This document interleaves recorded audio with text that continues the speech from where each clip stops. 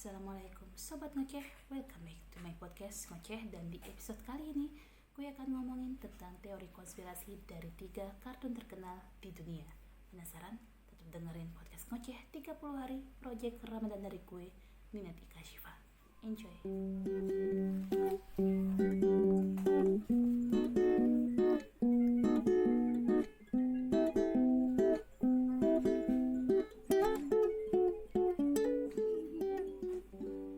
Gimana? Cocok gak kalau misalkan gue ngebawain teori konspirasi dengan cara misterius kayak tadi? Kayaknya gak cocok ya. Mari kembali menjadi Ninet yang selengean saat ngebawain podcast gue. Oke, inilah gue. Ya teman-teman, ya tadi gue bilang kan kalau misalkan gue mau ngebahas tentang teori konspirasi dari dunia kartun, tapi gue hanya akan ngebahas 3 kartunnya. Apa sih maksudnya? Gue hanya akan ngebahas 3 kartun dan jumlah teori konspirasinya ada 5. Mungkin teman-teman yang suka konspirasi juga udah sering banget baca ini, dan emang gak disangka-sangka sih ternyata dunia kartun yang unik, yang menghibur, yang targetnya adalah anak-anak, punya teori-teori konspirasi yang bisa dibilang bahkan ada yang sampai menyeramkan banget ataupun berbau pornografi. Tapi ya gue hanya memilih segelintir lah ya. Kalau misalkan teman-teman punya cerita lain ataupun menurut teman-teman ini gak cukup, gue bisa tambahin di episode selanjutnya. Oke? Ya, yang pertama gue mau ngebahas teori konspirasi dari SpongeBob SquarePants. Jadi yang pertama, teorinya adalah teori yang paling sering banget gue temuin yang berkaitan dengan SpongeBob SquarePants. Jadi SpongeBob SquarePants adalah kartun yang diciptakan oleh Steven Hillenburg. Dikatakan dalam teori yang pertama ini bahwa kartun ini diciptakan untuk menutupi pulau uji coba nuklir. Teman-teman tahu kan kalau misalkan SpongeBob itu tinggal di Bikini Bottom.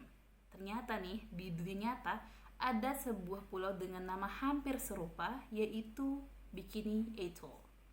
Nah, konon katanya Bikini Atoll ini adalah pulau surga di Samudra Pasifik yang pada tahun 1946 orang-orang yang menghuni pulau tersebut itu diusirin. Jadi kayak shoo pokoknya dikosongin lah pulau ini. Kok shoo ya, kayak musik kucing. Pokoknya pulaunya dibuat kosong karena kayak tadi pengen dipakai untuk menjadi sebuah pulau uji coba nuklir. Jadi tempat ini dijadikan tempat pengujian bom atom oleh Amerika Serikat. Katanya ada total 23 senjata nuklir yang dijatuhkan di pulau ini. Sampai saat ini sudah terhitung 23 ya teman-teman. Dan pada tahun 1954 bahkan ada sebuah nuklir yang dijatuhkan di pulau ini yang kekuatannya 1100 kali lebih besar daripada bom atom Little Boy yang pernah dijatuhkan di Hiroshima. Wah, gila banget kan. Sampai saat ini pulau ini akhirnya disarankan untuk tidak dihuni. Karena pada tahun 1978 para ilmuwan mengatakan bahwa pulau ini udah gak bisa dihuni. Karena apa? Karena efek radiasinya yang tinggi. Ya iyalah, gila kan udah sampai 23 kali. Terus sekali jatuhinnya bom atomnya kekuatannya 1100 kali lebih besar daripada yang dijatuhin di Hiroshima. Ya jelas ini udah gak bisa ditinggalin lagi. Nah, kenapa bisa kok ini dimasukin ke kartun SpongeBob SquarePants? Jadi teori ini akhirnya muncul, meruak ataupun dibahas dibicarakan karena pembuatnya Steven Hillenburg adalah mantan peneliti biologi kelautan. Dengan background seperti itu jadi kayak kok nyambung ya, ada namanya agak mirip dan segala macamnya. Jadi dikatakan seperti itu. Nah, Steven Hillenburg akhirnya membuat kartun ini, katanya dibuat lucu supaya orang tuh nggak mengetahui sisi kelam dari Bikini Atoll. Akhirnya pun dimodifikasi namanya jadi Bikini Bottom. So, percaya nggak? Gue sih percaya aja karena udah main data di sini. Itu dia teori konspirasi yang pertama dari SpongeBob SquarePants. Gak nyangka kan? Gue aja gak nyangka ternyata tempat yang gue pernah sih waktu kecil mimpi kalau misalkan tinggal di Bikini Bottom tuh kayaknya enak gitu kan. Ternyata itu adalah tempat uji coba nuklir. Ih, serem banget. Oke, langsung masuk ke teori yang kedua. Tetap dengan kartun SpongeBob SquarePants, ini adalah teori konspirasi berkaitan dengan SpongeBob yang paling sering juga diomongin orang-orang. Dikatakan bahwa karakter-karakter di kartun SpongeBob SquarePants itu merupakan representasi dari Seven Deadly Sins. Seven Deadly Sins itu apa? Jadi Seven Deadly Sins adalah dosa-dosa yang mengakibatkan dosa-dosa lain dan kebiasaan-kebiasaan buruk lainnya. Ibaratnya nih kalau minuman dia tuh kayak biangnya gitu. Karena satu orang punya satu dosa aja, dia bisa mengakibatkan dosa lainnya. Contoh, salah satunya kan ada kemarahan. Jadi dosa yang biang itu salah satunya adalah kemarahan. Orang yang punya kemarahan terus-terus marah, ini bisa mengakibatkan dosa lainnya. Contohnya misalkan dia marah-marah terus sama orang gitu kan, bisa jadi dia akan melakukan pembunuhan terhadap orang lain yang dia kesel gitu kan, yang bikin dia marah. Nah, pembunuhan ini kan merupakan dosa lain yang disebabkan oleh kemarahan yang dia miliki kayak gitu. Jadi itu Seven Deadly Sins. Jadi apa aja dan siapa aja yang merepresentasikan Seven Deadly Sins itu? Kalau misalkan yang pertama ada nafsu atau lust, L-U-S-T, lust, tahu pokoknya ini adalah nafsu. Nafsu ini direpresentasikan oleh SpongeBob yang terlalu nafsu kan ya karakteristiknya. Lalu yang kedua kemurkaan atau yang direpresentasikan oleh Squidward, karena kita tahu ya Squidward ini itu selalu aja marah kayak gitu, apa dikit-dikit tuh marah gitu kan, kesenggol pokoknya kayak sensitif gitu. Yang ketiga ada envy atau iri, yaitu Plankton, karena Plankton selalu iri dengan kesuksesan Mr. Krab. Dan kalau Mr. Krab itu apa? Serakah atau greed. Jadi ya kita tahu lah Mr. Krab apa uang. Lalu ada Patrick dengan gluttony atau rakus, Gary dengan sloth atau pemalas, dan yang terakhir ada Sandy dengan pride atau angkuh. Dan ya cocok kan 7 karakter dari kartun ini merepresentasikan 7 dosa-dosa mematikan. Kalau misalkan kalian percaya nggak kalau misalkan dicocokin memang kayaknya pas gitu kan. Mereka adalah 7 tokoh utama di kartun ini dan memang karakternya cocok dengan Seven Deadly Sins. Maksudnya apa ya, kalau misalkan dalam kartun kok dia punya karakter seperti ini? Itu yang gue nggak tahu. Lanjut ke teori konspirasi yang ketiga. Dan teori konspirasi yang ketiga ini berkaitan dengan kartun Tom and Jerry. Teman-teman tahu lah, Tom adalah seekor kucing dan Jerry adalah seekor tikus. Banyak konspirasi berkaitan dengan kartun yang satu ini. Jadi gue baca dulu sejarahnya bahwa Tom and Jerry ini diciptakan oleh William Hanna and Joseph Barbera pada tahun 1939. Ada yang bilang 1939, ada yang bilang 1940. Teori yang pertama berkaitan dengan Tom and Jerry, jadi ini teori ketiga ya, adalah bahwa Tom, seekor kucing, mewakili atau merepresentasikan umat muslim. Ini agak sensitif, umat muslim. Sedangkan Jerry, sang tikus, merepresentasikan kaum Yahudi.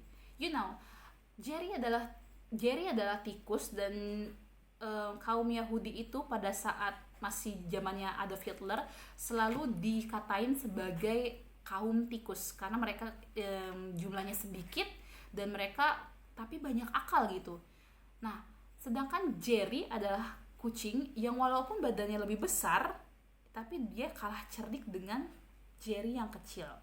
Jadi nyambung kan kalau misalkan umat muslim itu umat yang bisa dibilang banyak di dunia, tapi kita tetap kalah oleh kaum Yahudi. Itu gambarannya di Tom and Jerry ini, bukan omongan gua. Jadi dikatakan bahwa Jerry ini walaupun kecil, Yahudi ini walaupun jumlahnya sedikit, walaupun kecil gitu kan, tapi tetap bisa menguasai dunia dan bahkan memberikan tipu muslihat untuk Jerry si kucing ataupun untuk umat Islam yang badannya lebih besar daripada si Jerry.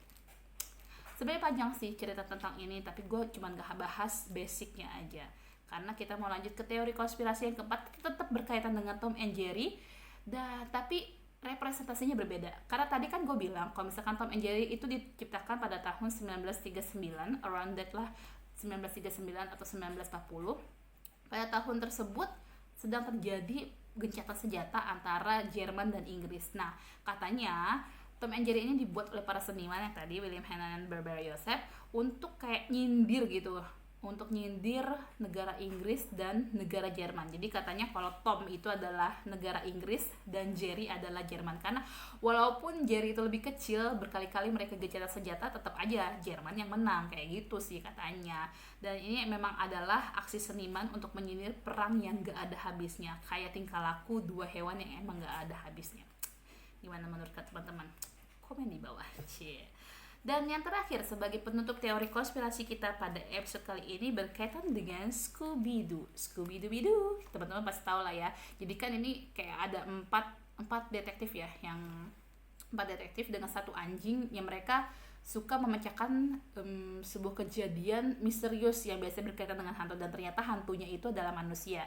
Nah, sebenarnya kita nggak fokus ke semuanya, kita cuma fokus ke karakter Shaggy. Jadi ada sebuah teori konspirasi berkaitan dengan karakter Shaggy di kartun Scooby-Doo. Dikatakan bahwa Shaggy adalah pecandu marijuana. Kenapa bisa dikatakan seperti itu? Yang pertama, Shaggy sering banget kelihatan kayak punya adegan ngerokok marijuana. Lalu yang kedua, aneh gak sih kalau misalkan lu lihat deh di kartun ini, coba inget-inget lagi gitu. Kalau misalkan dalam kelompok ini kan ada 4 orang, cuman Shaggy yang bisa ngomong sama si Scooby-Doo, anjingnya, ya nggak? Jadi kayak aneh gitu kan, karena katanya kalau misalkan di teori konspirasi ini dikatakan si Shaggy ini saking mengonsumsi marijuananya sangat banyak gitu, dia sampai berhalusinasi, berhayal bisa ngobrol sama anjing kayak gitu.